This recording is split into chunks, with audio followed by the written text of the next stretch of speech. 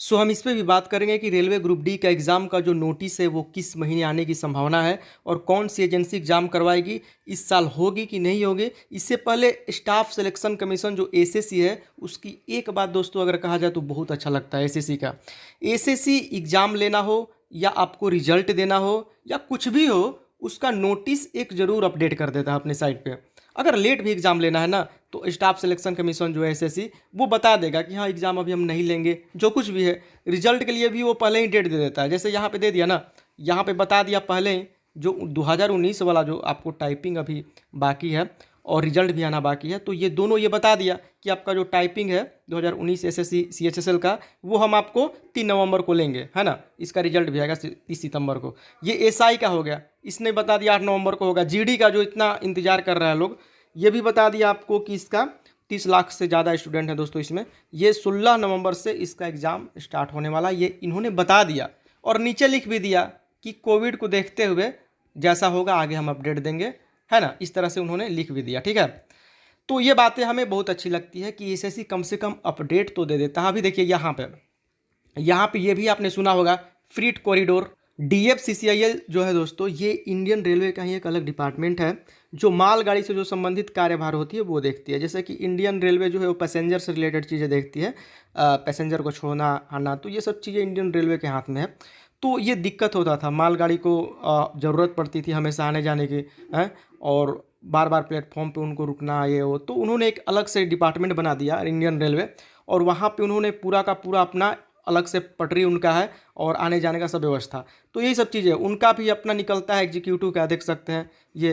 तो ये इनका एग्ज़ाम आपको निकल गया डेट वाइज, सब यहाँ पे शिफ्ट की शिफ्ट में कितने बजे से है, सब कुछ इन्होंने दे दिया। तो कहने का मतलब है कि इंडियन रेलवे का जो ये भी एक डिपार्टमेंट है, तो ये भी दोस्तों मिनिस्ट्री ऑफ रेलवे के कंट्रोल में ही आती है, पब्लिक सेक्टर अंडरटेकिंग में है ये। और ये वर्किंग जो है करता है वो अंडर मिनिस्ट्री ऑफ रेलवे के अंदर में। तो यही सब चीज़ है, इसमें भी आपको डिपार्टमेंट होता है, बहुत सारे पोस्ट होते हैं। जैसे कि इसमें जेई का पोस्ट होता है इंडियन रेलवे में, तो इसमें होता है आपको जूनियर एग्जीक्यूटिव का। तो इसी तरह से सैलरी आपको सेम है, स्ट्रक्चर जो है सेम है, सब कुछ है, जॉब प्रोफाइल सब सेम है।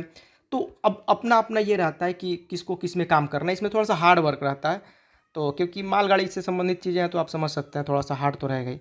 तो कहने का मतलब ये है कि अब ये जो मिनिस्ट्री ऑफ रेलवे जो है वो आरआरबी कंडक्ट कराती है उसका एग्ज़ाम, और ये इसका सेंटर जो है डीएफसीसीआईएल का, ये आपको दिल्ली में पड़ता है। तो सबका अपना अपना अब डिपार्टमेंट बन गया है। इंडियन रेलवे में डिपार्टमेंट बना दिया है, अलग से डिपार्टमेंट इसका बना दिया है, ताकि सब कुछ अलग तरीके से काम हो, क्योंकि मालगाड़ी से संबंधित काम है तो उनका सेक्टर बना दिया गया। बाकी सब कुछ वही होता है, ठीक है, नाम बदल दिया जाता है अलग अलग थोड़ा, लेकिन सब कुछ और ये गवर्नमेंट के अंडर में ही है। तो कहने का मतलब ये है कि इनका भी निकल गया, ठीक है, इनका भी डेट निकल गया। लेकिन इंडियन रेलवे यहाँ पे जो आरआरबी वाला जो है ग्रुप डी का, वो अभी तक निकल के सामने नहीं आया कि क्या होगा क्या नहीं होगा। और ये जो एग्ज़ाम है ये टीसीएस करा रही है, ठीक है, ये भी टीसीएस करा रही है, देख सकते हैं ये वाला। तो ये टीसीएस करा रही है, तो टीसीएस तो पूरी तरह से फुल हो गया ना। यहाँ पे 3 नवंबर 8 नवंबर 5 दिन का गैप करके पूरा का पूरा एग्ज़ाम हो गया। यहाँ पे फिर से कुछ गैप करके फिर से स्टार्ट हो गया 11 तारीख से, 3 दिन 2 दिन। तो ये पूरा का पूरा नवंबर तो यहाँ पे दिख गया। अक्टूबर एक बाकी है, तो अक्टूबर में कुछ खाली है, लेकिन अभी तक तो अपडेट आया नहीं। रेलवे को देखिए इतना करना चाहिए कि कुछ ना कुछ अपडेट दे देना चाहिए, कि जैसे हम दिसंबर में नहीं लेंगे, जनवरी में नहीं लेंगे, फरवरी में लेंगे, ये वो जो कुछ भी है उनको अपडेट कर देना चाहिए। तो यही चीज़ें उनको हमें थोड़ा सा ये लगता है। तो यहाँ पे देखिए, अब देखते हैं क्या होता है, टीसीएस कराएगी कि एनएससीआईटी एग्ज़ाम कराएगी, ये अभी तक फिक्स नहीं है। इसलिए हम ये नहीं कह सकते कि ये एजेंसी जो है एग्ज़ाम कराएगी। तो इस पर डिट्टो देखिए नहीं मार सकते हम किसी भी तरह से, ठीक है। अब कौन एजेंसी कराएगा, ये थोड़ा सा कुछ भी होता है अपडेट आता है, लोग हो हल्ला करने लगते हैं कि ये एजेंसी कराएगी वो एजेंसी। अरे कोई फिक्स थोड़े हुआ है, कहीं लिखा हुआ है क्या कि हाँ ग्रुप डी का आपको एनएससीआईटी ही कराएगी। जब नहीं लिखा है तो अपने से क्या मर्जी कुछ भी बोल देना। तो यहाँ पे देखते हैं, जब अगर टीसीएस कराएगी तो टीसीएस अभी बिजी है, क्योंकि देखिए एग्जाम सेंटर भी मैनेज करना होता है ना। तो एक बार एग्जाम इसका होगा तो फिर मान लीजिए कोई इसका फॉर्म फिलअप किया है तो उसका उसी दिन अगर लड़ गया तो फिर दिक्कत हो जाएगा। तो सब कुछ देखना होता है। तो जब तक ये पूरा नहीं होगा तब तक हमें नहीं लगता कि इसी बीच में आपको ग्रुप डी का भी नोटिस आ जाएगा। तो ग्रुप डी समझिए कि नवंबर तक तो 15 दिसंबर तो किया है, एसएससी जीडी 15 दिसंबर तक होगा ना, तो ये समझिए फुल ही है। तो अगले साल अब चला गया, ये अगले साल चला गया। लेकिन हम इतना कहना चाहते हैं कि आपको नवंबर या दिसंबर में कोई अपडेट दे देना चाहिए, ठीक है। आरआरबी को इतना काम करना चाहिए कि कोई अपडेट दे देना चाहिए कि हाँ एग्ज़ाम हम चलिए मार्च में लेंगे, अप्रैल में लेंगे या मई में, कोई भी मंथ में हम लेंगे अगले साल। हमको कम से कम अपडेट दे देना चाहिए ताकि हम आश्वस्त हो जाएं कि हाँ हमारा एग्ज़ाम इस महीने होगा, इस साल होगा।